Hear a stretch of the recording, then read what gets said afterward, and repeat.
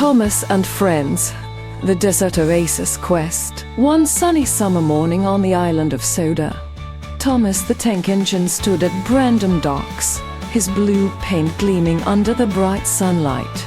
The sea sparkled, and seagulls soared overhead. But Sir Topham had approached with an important message. "Thomas, we've received a request from the distant Desert Oasis, far beyond Sodor's shores. They need a special delivery of Sodor's legendary rainwater crystals, rare, shimmering stones that bring life to their dry lands during their Summer Solstice Festival. You and your friends must take this journey, but it is a long and challenging one."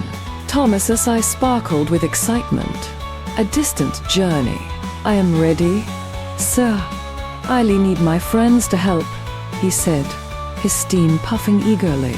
Thomas whistled loudly, calling for Percy, James, Emily, and Toby. Soon, the group gathered, their headlights shining on the dockside.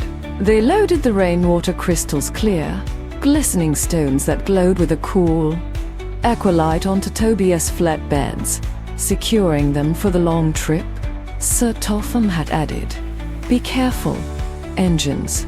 The route crosses scorching deserts, sandy dunes, and a windy canyon pass. Work together, and you'll succeed." With Thomas leading, they set off, chugging along Sodor's coastal tracks toward the southern sands, where the tracks stretched into unfamiliar territory. The first challenge came at the scorched dunes, blazing, sandy slopes that made the rails hot and slippery. James, with his shiny red paint and strength, pulled the train through the shifting sands, while Percy's quick thinking helped them avoid a sandstorm.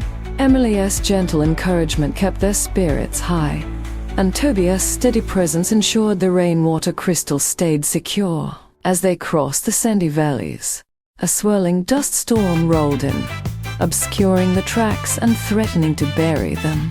The engines could barely see, but Thomas remembered the crystal's aqua glow. "Let us use their light to guide us," he suggested. They positioned the stones near their headlights, and their cool radiance cut through the dust, leading them safely through the shifting sands. Their next challenge was the windy canyon pass, a narrow, rocky path with gusts that threatened to push them off the rails.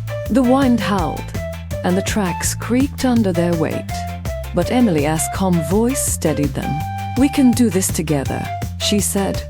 Percy and Toby anchored the train with their cables, while James's power helped Thomas navigate the tight turns. They reached the canyon ascent safely, the rainwater crystals light glowing brighter, as if cheering them on. Finally, after days of travel, they reached the Desert Oasis, a majestic land of golden sands, palm trees, and sparkling pools. The villagers, dressed in bright blues and whites, greeted them with joy. "You've brought the rainwater crystals. Our Summer Solstice Festival can begin," the chief of the oasis declared, his voice ringing with gratitude. But the journey wasn't over yet.